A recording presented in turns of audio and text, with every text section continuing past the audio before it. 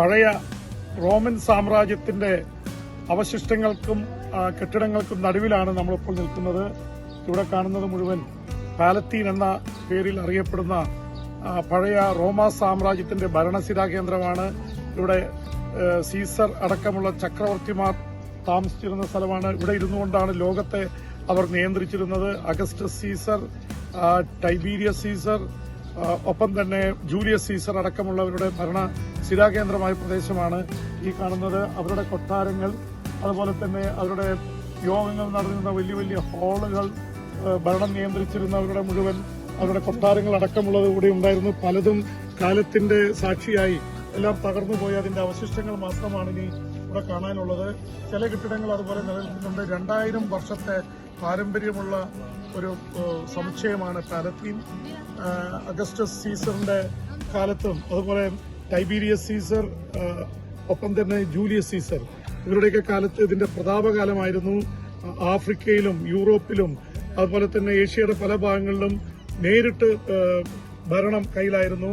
ഒരുപക്ഷെ ജൂലിയസ് സീസറിന്റെ കാലത്തൊക്കെ, Julius സീസറിനും August സീസറിന്റെ ഒക്കെ കാലത്ത് ഈ പല പ്രദേശങ്ങൾ, പ്രത്യേകിച്ച് യേശുക്രിസ്തുവൊക്കെ ജീവിച്ചിരുന്ന പാലസ്തീൻ അടക്കമുള്ള പ്രദേശങ്ങൾ ഇവിടെ കൺട്രോളിലായിരുന്നു. അതുകൊണ്ടാണ് യേശുക്രിസ്തുവിന്റെ മാതാപിതാക്കൾക്ക് കണക്ക് രേഖപ്പെടുത്താൻ അല്ലെങ്കിൽ മറ്റു വോട്ട് രേഖപ്പെടുത്താൻ, അതുപോലെ പോപ്പുലേഷൻ ജനസംഖ്യ ക്രമീകരണത്തിനുമായിട്ട് പോകേണ്ടി വന്നത്. അപ്പൊ ഇതൊക്കെ കാണിക്കുന്നത് ഇത് റോമാ സാമ്രാജ്യം ഒരു കാലത്ത് ലോകത്തെ മുഴുവൻ അടക്കി വാണിരുന്ന സാമ്രാജ്യമാണ്. ആ സാമ്രാജ്യത്തിന്റെ ചരിത്രാവശിഷ്ടങ്ങൾക്ക് നടുവിലാണ് നമ്മളിപ്പോൾ നിൽക്കുന്നത്.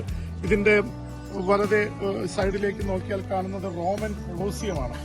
റോമൻ കൊളോസിയം വളരെ റോമിന്റെ തന്നെ പ്രതീകമായിട്ട് നിൽക്കുന്നതാണ്. അതിന്റെ കുറെ ഭാഗങ്ങൾ പോയി. റോമൻ കൊളോസിയം ലോകത്തിലെ ഏറ്റവും വലിയ ആംഫി തിയേറ്ററാണ്.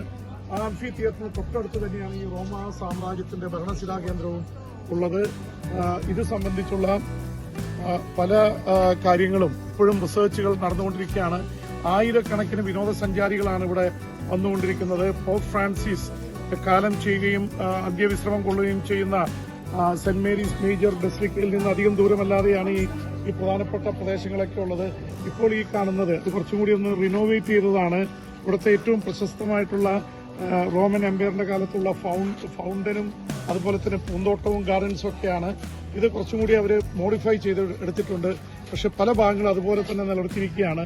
ഫൗണ്ടന്റെ ഉള്ളിൽ പഴയ കാലത്തിന്റെ അതേ ഇത് തന്നെ ചരിത്ര അവശിഷ്ടങ്ങൾ സൂക്ഷിച്ചിട്ടുണ്ട്. ധാരാളം ടൂറിസ്റ്റുകൾ വരുന്നുണ്ട്. പ്രത്യേകിച്ച് മാർപ്പാപ്പയുടെ സംസ്കാര ചടങ്ങിൽ പങ്കെടുക്കാനെത്തിയവർ, അതുപോലെ കത്തോലിക്ക സഭയുടെ ജൂബിലി വർഷത്തിൽ ടൂറിനായിട്ട് വന്നവർ, വിശുദ്ധന്മാരെ പ്രഖ്യാപിക്കുമെന്ന് പറഞ്ഞിരുന്ന ഡേറ്റുകളാണിത്. അതിന്റെയൊക്കെ പശ്ചാത്തലമായിരിക്കണം ആയിരക്കണക്കിന് ടൂറിസ്റ്റുകൾ ഇവിടേക്ക് വരുന്നുണ്ട്.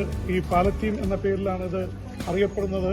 അപ്പോൾ നമ്മൾ കയറാൻ പോകുന്നത് പഴയ റോമാ സാമ്രാജ്യത്തിന്റെ പൂന്തോട്ടമായി അറിയപ്പെടുന്ന കെട്ടിടത്തിലേക്കാണ്. ആ കെട്ടിടത്തിന് താഴെ ഫൗണ്ടനും പൂന്തോട്ടങ്ങളൊക്കെ അലങ്കരിച്ചിരുന്നു. അതിലേക്കാണ് നമ്മൾ വന്നുകൊണ്ടിരിക്കുന്നത്. പഴയ റോമാ സാമ്രാജ്യത്തിന്റെ കാലത്തെ പൂന്തോട്ടങ്ങളായിട്ട് അറിയപ്പെട്ടിരുന്ന പ്രദേശങ്ങളാണിത്. ഇപ്പോൾ ഇത് അതിന്റെ കൂടെ പുതിയ സ്പീഷീസ് പുതിയ വർഗത്തിൽപ്പെട്ട ചെടികളും അതുപോലെ തന്നെ പൂക്കളും ഉള്ള പൂക്കൾ ചെടികളും ഓറഞ്ചും ഒക്കെ ആഡ് ചെയ്തിട്ടുണ്ട്. അതൊക്കെ ഒരു നൂറ്റാണ്ടായുള്ളൂ ഈ തരത്തിലുള്ള മാറ്റം വന്നിട്ട്. ഇതിനു മുൻപ് റോമാ സാമ്രാജ്യത്തിന്റെ കാലത്ത് ഏറ്റവും ബെസ്റ്റ് ഗാർഡൻ ആയിട്ട് അറിയപ്പെട്ടിരുന്ന പ്രദേശമാണിത്. Best gardens in the world എന്ന രീതിയിലാണ് ഇത് അറിയപ്പെട്ടിരുന്നത്. ഇപ്പോൾ റോസാപ്പൂക്കളും അതുപോലെ തന്നെ മറ്റു തരത്തിലുള്ള തുലിപ്സ് അടക്കമുള്ള പൂക്കൾ വിരിഞ്ഞു നിൽക്കുന്നുണ്ട്. നിറയെ ഓറഞ്ച് ഉണ്ടായി നിൽക്കുന്നുണ്ട്. വൃക്ഷച്ചെടികളുണ്ട്. അപ്പോൾ ആ തരത്തിൽ വളരെ റോമാ സാമ്രാജ്യത്തിന്റെ ചരിത്രാവശിഷ്ടങ്ങൾക്കിടയിൽ പൂന്തോട്ടങ്ങളുടെ ഒരു പ്രസക്തി കൂടി കാണിക്കുന്ന ദൃശ്യങ്ങളാണ് നമ്മൾ കാണുന്നത്.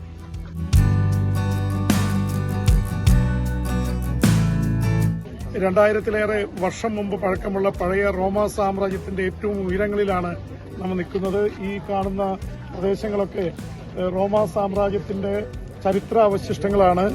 Augustus Caesar, Julius Caesar, Tiberius Caesar അടക്കം സീസർ ഇതിൽപ്പെട്ട ലോകത്തെ നിയന്ത്രിച്ചിരുന്നത് ഇവിടെ നിന്നാണ്. ഇതിന്റെ ഭരണശിലാ കേന്ദ്രമായിരുന്നു. It was a capital of Rome and from they were ruling entire Africa, Europe and some parts of Asia. അപ്പോൾ റോമാ ചക്രവർത്തിമാരുടെ ഏറ്റവും വലിയ കേന്ദ്രത്തിനുള്ളിൽ നിന്നുകൊണ്ടാണ് നമ്മൾ സംസാരിച്ചുകൊണ്ടിരിക്കുന്നത്. ഇതിനു ചുറ്റും ഒരുപക്ഷെ 14th സെഞ്ചുറി വരെ റോമൻ എംപറേഴ്സ് ആണ് കാര്യങ്ങൾ നയിച്ചുകൊണ്ടിരുന്നത്. 14th സെഞ്ചുറിയിൽ കോൺസ്റ്റന്റൈൻ ചക്രവർത്തിയുടെ കാലത്താണ് ഒരുപക്ഷെ റോമ സാമ്രാജ്യത്തിൽ വലിയ മാറ്റങ്ങൾ ഉണ്ടാവുന്നതും കോൺസ്റ്റന്റൈൻ ക്രിസ്തുമതം സ്വീകരിക്കുന്നതും പിന്നെ ക്രിസ്ത്യാനിറ്റി ഇവിടുത്തെ പ്രധാന മതമായി വരുന്നതും. അതിനു മുമ്പ് റോമൻ ചക്രവർത്തിമാർ ക്രിസ്ത്യാനികളെ പീഡിപ്പിച്ചിരുന്നു. ലക്ഷക്കണക്കിന് ക്രിസ്ത്യാനികൾ റോമൻ കൊളോസിയത്തിലും മറ്റുള്ളവരായിട്ട് കൊല്ലപ്പെട്ടിട്ടുണ്ട്. റോമൻ ഗോഡ്സിന് അവരുടെ ദൈവങ്ങളെ ആരാധിക്കാതെ ക്രിസ്തുമത ചിന്തകളിലേക്ക് പോകുന്നു എന്നുള്ള ആരോപണത്തിലാണ് അങ്ങനെ ചെയ്തുകൊണ്ടിരുന്നത്. പക്ഷേ കോൺസ്റ്റന്റൈൻ ചക്രവർത്തി റോമിൽ ക്രിസ്തുമതം ഔദ്യോഗിക മതമായി സ്വീകരിച്ചതോടെ കഴിഞ്ഞ 5 നൂറ്റാണ്ടിലേറെയായി ഇവിടെ ക്രിസ്ത്യാനിറ്റി വലിയ രീതിയിൽ സ്പ്രെഡ് ചെയ്തു. അവിടെ കാണുന്ന ഈ പള്ളികളും ബസിലിക്കകളും ഒക്കെ ഒരുപക്ഷെ റോം ക്രിസ്തുമതം സ്വീകരിച്ചതിന്റെ ബാക്കിപത്രമായിട്ട് കാണാവുന്നതാണ്. പ്രത്യേകിച്ച് റോമാ സാമ്രാജ്യത്തിന്റെ അവശിഷ്ടങ്ങൾക്ക് തൊട്ടടുത്ത് തന്നെ നിരവധി പള്ളികൾ ബസിലിക്കകളൊക്കെ ഉണ്ട്. ഒരു ഭാഗത്ത് റോമൻ കൊളോസിയം അവിടെ കാണുന്നു. അപ്പോൾ ഇത് ഏറ്റവും ഉയർന്ന ഭാഗമാണ്, ഇതിൻ്റെതായിട്ടുള്ള ഉയർന്ന ഭാഗമായിട്ടാണ് അറിയപ്പെടുന്നത്. ഒരുപാട് ടൂറിസ്റ്റുകൾ ഇത് കാണാനായിട്ട് എത്തുന്നുണ്ട്.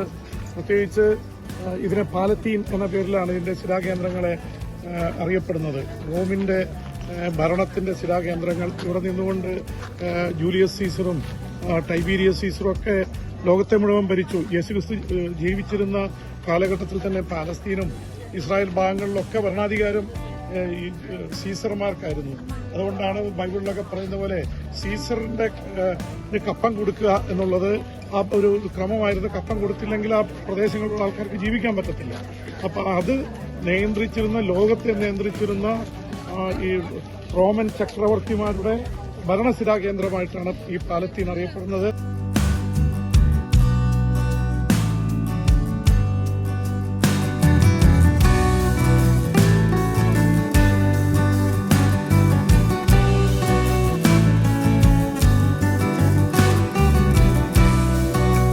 പഴയ റോമാ സാമ്രാജ്യത്തിലെ കുതിരകളെ പരിശീലിപ്പിക്കാനും അതുപോലെ ജിംനേഷ്യം ഒക്കെ ആയിട്ട് ഉപയോഗിച്ചിരുന്ന ഇതാണ് കാണുന്നത്. സ്റ്റേഡിയമായിട്ടാണ് പഴയ റോമൻ സാമ്രാജ്യത്തിൽ ഒരു സ്റ്റേഡിയമായിരുന്നത്. കുതിര മത്സരങ്ങൾ നടത്തുക, കുതിരകളെ പരിശീലിപ്പിക്കുക, ഒപ്പം തന്നെ ജിംനേഷ്യമായിട്ട് വർക്ക് ചെയ്യുന്നു. ഇതിന് ചുറ്റും കെട്ടിടങ്ങളുണ്ട്, വിശ്രമ കേന്ദ്രങ്ങളുണ്ട്, പൂന്തോട്ടങ്ങളുണ്ടായിരുന്നു. ഇതെല്ലാം വെച്ചുകൊണ്ടുള്ള പഴയ റോമാ സാമ്രാജ്യത്തിലെ വളരെ പ്രശസ്തമായിട്ടുള്ള സ്റ്റേഡിയമാണ് റോമൻ സ്റ്റേഡിയം.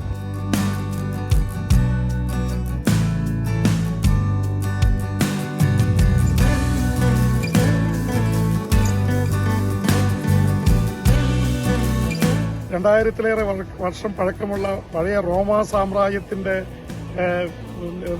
നെടുകയിലാണ് ഞാൻ നിൽക്കുന്നത്. ഇവിടെ ചരിത്രാവശിഷ്ടങ്ങളുണ്ട്. ഇവിടെ നിന്ന് നോക്കുമ്പോൾ ഏറ്റവും അടുത്ത് കാണുന്ന സ്ട്രക്ചർ ലോകപ്രസിദ്ധമാണ്. അതാണ് റോമൻ കൊളോസിയം. റോമൻ കൊളോസിയത്തിലേക്ക് ഭരണത്തിന്റെ സ്ഥിരാകേന്ദ്രമായിട്ട് റോമൻ ചക്രവർത്തിമാർ ഭരിച്ചിരുന്ന സ്ഥലത്ത് നിന്നാണ് നമ്മൾ നോക്കുന്നത്. റോമൻ ചക്രവർത്തിമാർക്ക് നോക്കുമ്പോൾ ഇത്ര തൊട്ടടുത്ത് നിന്ന് റോമൻ കൊളോസിയം കാണാം.